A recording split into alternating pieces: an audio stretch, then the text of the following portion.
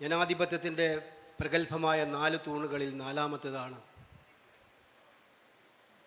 മാധ്യമം. ദേശീയ മാധ്യമങ്ങൾ എടുത്തു നോക്കുന്ന ഇന്ന് ആർക്കും ആ തൂണിൽ നിന്ന് എവിടെ നിൽക്കുന്നു എന്നുള്ള ചോദ്യം നമ്മുടെ മുന്നിലുണ്ട്. ജനാധിപത്യത്തിൻ്റെ തൂണുകൾ ഓരോന്നോരോന്നായി അടർത്തി മാറ്റപ്പെടുന്ന അപായകരമായൊരു കാലഘട്ടത്തിലാണ് ഇന്ന് ഭാരതം മുന്നോട്ട് പോകുന്നത്.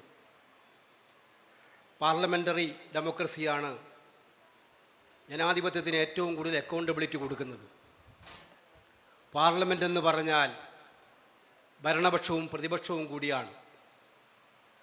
പാർലമെൻ്ററി ഡെമോക്രസിയിൽ ശാക്തരൻ കൗൾ പറയുന്നത് പ്രതിപക്ഷ നേതാവെന്ന് പറഞ്ഞാൽ ഒരു ഷാഡോ പ്രൈം മിനിസ്റ്ററാണെന്നാണ്. ഭരണപക്ഷത്തെ കൃത്യമായിട്ടും വിചാരണ ചെയ്യാനും തെറ്റുകൾ ചൂണ്ടിക്കാണിക്കാനുമുള്ള അവസരം. ഇന്ന് ഇന്ത്യൻ പാർലമെൻറ്റിൽ പ്രതിപക്ഷ നേതാവ് എഴുന്നേറ്റാൽ മൈക്കില്ല. ലോക്സഭാ സ്പീക്കർക്കെതിരെ അവിശ്വാസ പ്രമേയം കൊടുക്കേണ്ട അതീവ ഗുരുതരമായ അവസ്ഥയിൽ വർത്തമാനകാല രാഷ്ട്രീയം, പാർലമെൻ്ററി രാഷ്ട്രീയം നിൽക്കുകയാണ്. എക്സിക്യൂട്ടീവിൻ്റെ കാര്യം ഞാൻ പറയേണ്ട കാര്യമില്ല. എക്സിക്യൂട്ടീവ് അതിദാരുണമാം വണ്ണം ഭരണത്തിൻ്റെ എല്ലാ യന്ത്രവും ഉപയോഗിച്ചുകൊണ്ട് രാഷ്ട്രീയ പ്രതിയോഗികളെ ഇല്ലായ്മ ചെയ്യാൻ ശ്രമിക്കുകയാണ്. ഏജൻസികൾ, ED, CBI, ഇൻകം ടാക്സ്, സാമ്പത്തിക ഏജൻസികളെയും കുറ്റാന്വേഷണ ഏജൻസികളെയും രാഷ്ട്രീയ പ്രതിയോഗികളെ ഇല്ലായ്മ ചെയ്യാൻ വേണ്ടി ഉപയോഗിക്കുന്ന സാഹചര്യം നമ്മുടെ സ്വഭാവങ്ങൾ ജനാധിപത്യത്തിൽ എങ്ങനെ സ്വാധീനിക്കുന്നു എന്നുള്ളത് ഓരോ ദിവസവും വെളിച്ചത്ത് വന്നുകൊണ്ടിരിക്കുകയാണ്. നമുക്കറിയാം, ജുഡീഷ്യറിയിലാണ് നമ്മുടെ പ്രതീക്ഷ. ആ ജുഡീഷ്യറിയുടെ ഇടപെടലിലാണ് അല്പമെങ്കിലും നമുക്ക് ആശ്വാസമുണ്ടാകുന്നത്. അവിടെയും കൂടുതൽ കേരളവും ഇന്ത്യയും പ്രതീക്ഷിക്കുന്നുണ്ട് എന്നുള്ള കാര്യത്തിൽ സംശയം വേണ്ട. മാധ്യമങ്ങൾ നമ്മൾ പറഞ്ഞ പോലെ വീക്ഷണത്തിൻ്റെ 50-ാം വാർഷികം ആഘോഷിക്കുമ്പോൾ പ്രിയങ്കരനായ ശ്രീ AK എടുത്ത ഒരു ധീരമായ നിലപാട്, കോൺഗ്രസ് പാർട്ടിക്ക് ഒരു പത്രമുണ്ടാക്കണം എന്ന് പറഞ്ഞാൽ മറ്റേത് പാർട്ടി, നമ്മളൊരു കാഡർ പാർട്ടിയല്ല.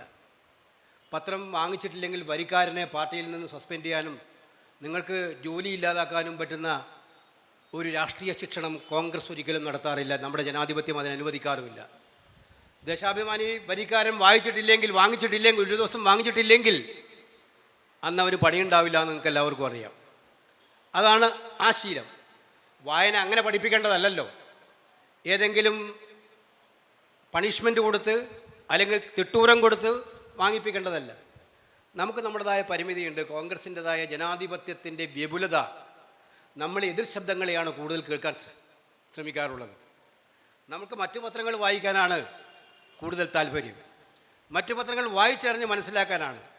അത് ജനാധിപത്യത്തിൻ്റെ ഒരു സൗന്ദര്യമായിട്ട് നമുക്ക് കാണാൻ കഴിയുമെങ്കിലും വർത്തമാന കാലഘട്ടം എന്ന് പറയുന്നത് നിങ്ങൾ മനസ്സിലാക്കിക്കോ, നമുക്ക് നമ്മുടെ പത്രത്തെ ശക്തിപ്പെടുത്തിയേ മതിയാകൂ എന്നുള്ള കാര്യം ഏറ്റെടുക്കണം. കാരണം നുണപ്രചരണങ്ങളുടെ കാലഘട്ടമാണ്. നമ്മൾ പറയുന്നതല്ല പുറത്തു വരുന്നത്, നമ്മൾ പറയുന്നതല്ല മറ്റുള്ളവരെ കേൾപ്പിക്കാൻ ശ്രമിക്കുന്നത്. ഇത് മനസ്സിലാക്കിക്കൊണ്ട് നമ്മുടെ മാധ്യമധർമ്മം ഉയർത്തിപ്പിടിക്കാൻ നമ്മുടെ പത്രത്തെ ശക്തിപ്പെടുത്തണം. ഞാൻ പറഞ്ഞില്ല, വെർണാക്കുലർ മാധ്യമങ്ങളൊക്കെ തന്നെ ഒരുപാട് പരിശ്രമിക്കുന്നുണ്ട്. പക്ഷേ അവരെയൊക്കെ അടിച്ചമർത്തിക്കൊണ്ട് അതീശത്തെ വിൽപ്പിച്ചുകൊണ്ട് എന്ത് ചർച്ച ചെയ്യണമെന്ന് തീരുമാനിക്കുന്നത് പോലും രാജ്യം ഭരിക്കുന്നവരാണ്. ഇന്ന് രാത്രി എന്ത് ചർച്ച വേണം എന്ന് തീരുമാനിക്കുന്നത് പോലും രാജ്യം ഭരിക്കാവുന്ന ഒരു അന്തരീക്ഷമുണ്ട്. ഇത് തുറന്നു പറയാൻ എത്ര പേരുണ്ടാകും? തുറന്നു പറയുന്നവരുടെ സ്ഥിതി എന്താണെന്ന് ഇന്ത്യയിൽ മാത്രമല്ല, ഇപ്പോൾ കേരളത്തിൽ നമ്മൾ മനസ്സിലാക്കിക്കൊണ്ടിരിക്കുകയാണ്. ആരെങ്കിലും എന്തെങ്കിലും ഒന്ന് തുറന്നു പറഞ്ഞാൽ സ്വന്തം പാർട്ടിക്കാരും സ്വന്തം അനുഭാവികളാണെങ്കിൽ പോലും അവരെ ശരിപ്പെടുത്തുന്ന ഒരു കാലത്താണ് നമ്മൾ നിൽക്കുന്നത്.